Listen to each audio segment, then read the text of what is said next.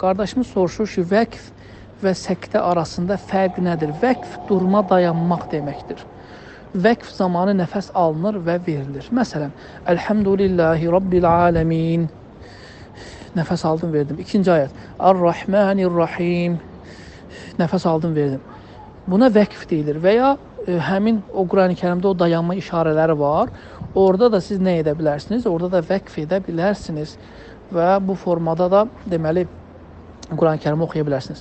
Səktəyə gəldikdə isə, səktə isə rəvayətlə gəlir.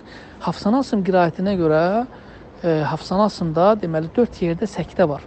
4 yerdə səktə var. Məsələn, belə birincisi Kəf surəsindədir, İvəcə, sonra Mutaffifində, sonra Yəsində.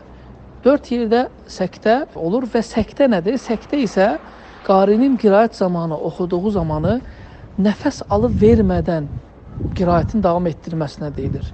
Məsələn, وَقِيلَ مَنْ Əl-Qiyamə surəsi 4 deməli yerdə dedik. Deməli, Kəf surəsi, Qiyamət surəsi, Mutaffifin və Yasin 4 yerdə.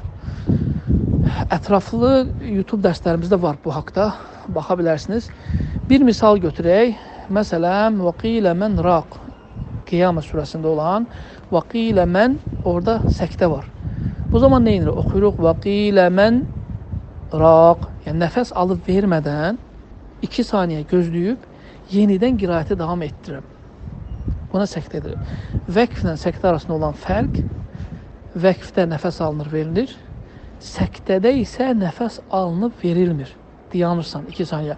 وَقِيلَ مَنْ dayandım, nəfəs alıb vermədən raq və ya Kəf surəsində olan İvəcə qayyimə. Bu formada oxunur. Allahu a'lə və a'ləm.